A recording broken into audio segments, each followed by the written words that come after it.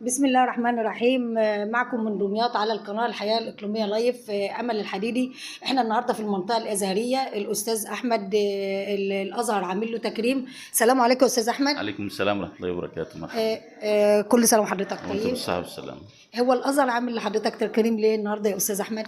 بمناسبة بلوغ سن المعاش عملوا فضيلة وكيل الوزارة بتبنى الموضوع ده مع السادة الزملاء بالمعاهد والإدارات وإدارة الأمن هنا. حفل تكريم أنا سعيد به طبعا، وده دليل على الحب اللي بيني وبين الناس دي، وسعيد به جدا أكيد.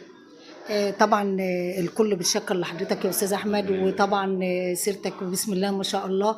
ونحب نسالك بقى ان شاء الله يعني في الحياه القادمه كده بتفكر في ايه وهتعمل ايه؟ زي ما قلت لحضرتك ان شاء الله ما فيش، هو بعد كده فيه الحج، وبعد الحج ان شاء الله احنا طبعا في ائتلاف، موجودين في ائتلاف خدمي، يعني عمل خدمي. في ائتلاف خدمي موجود. هنساعد الناس برضك في الشارع برضك زي ما كنا موجودين برضك في الخدمة. اكيد زي ما احنا ان شاء الله مش هنتاخر الناس طبعا زي ما احنا، بس كل ما هنالك ان احنا سيبنا المنصب بس، الكرسي سيبناه الرسمي بس، وبقينا تبع العمل الخدمي والحمد لله.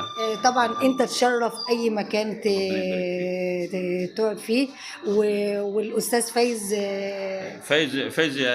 يقوم بالعمل المكاني بقى ان شاء الله. الاستاذ فايز الامين الراجل الثاني هنا بعد. ازيك يا استاذ فايز؟ اهلا بحضرتك يا ابله امل، نورتنا وشرفت منطقه دمياط الازهريه. الله يبارك فيك.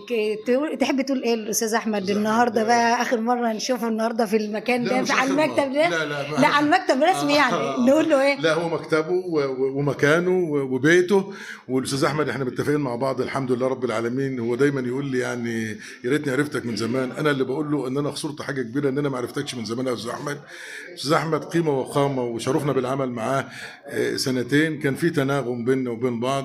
استاذ احمد يعني اخويا الكبير وتعلمنا كتير منه، وهنفضل نتعلم منه ان شاء الله باذن الله.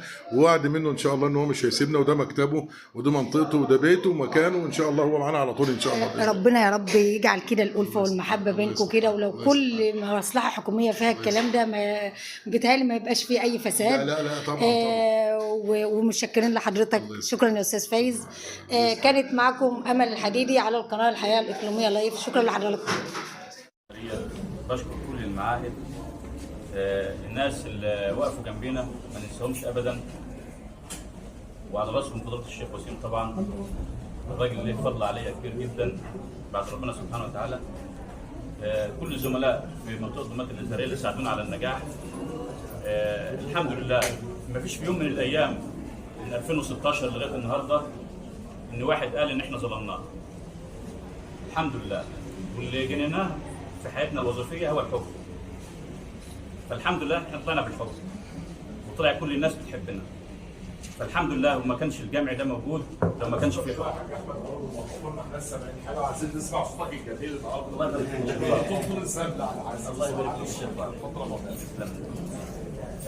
كل الشكر لإدارة الازهريه الموجوده، كل الشكر طبعا للناس اللي حضرت النهارده، وطبعا وجودكم ده على راسي، وسعيد جدا طبعا بوجودكم معانا النهارده. والحمد لله كل الشكر للدكتور احمد علام اللي بذل مجهود كبير جدا للحفله دي. بشكره جدا جدا.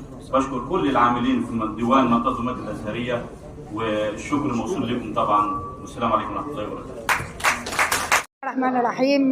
معكم من دمياط على القناه الحياه الاقليميه لايف امل الحديدي. احنا في المنطقه الازهريه، معانا الاستاذ حماده الامين العام للقياده الشبابيه الوطنيه. السلام عليكم يا استاذ حماده. وعليكم السلام. ازيك يا استاذ امل؟ كل سنه وحضرتك طيب. وحضرتك طيبه يا رب، والشعب المصري في اتم سعاده ورخاء. احنا النهارده متواجدين مع الاستاذ احمد زميلنا في الائتلاف اللي المزار المنطقه الازهريه بتكرمه. عايزين كلمتين منك كده للاستاذ احمد. اتفضل. بسم الله الرحمن الرحيم. الاستاذ احمد طبعا علم من الاعلام والناس الافاضل، بيتمتع بخلق وذكاء غير عادي، فطبعا بنوجه له رساله شكر وعرفان على ما قدمه في خدمه العمل الوطني.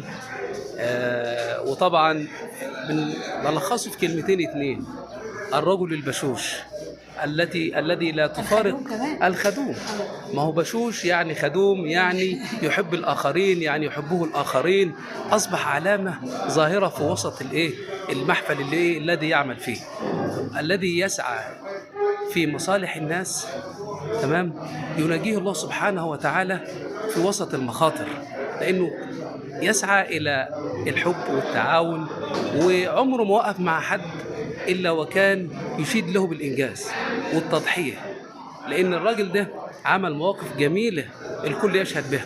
وطبعا احنا بنقول له إن ربنا سبحانه وتعالى يمتعه بالصحة والعافية، واللي جاي يكون أفضل إن شاء الله في خدمة الوطن الغالي الحبيب. ايوه، عايزين نقول له برضه اللي احنا عايزينه معانا في الائتلاف بقى قلبا وقالبا. هو ضلع اساسي في الائتلاف، لانه رجل يحب العمل الخدمي، يحب العمل التطوعي، يحب التعاون، ودي سمه من السمات الوطنيه التي يجب ان يتحلى بها كل افراد الشعب. وكل سنه وانتم طيبين. طيب، شكرا يا استاذ حماده، شكرا لحضراتكم جميعا.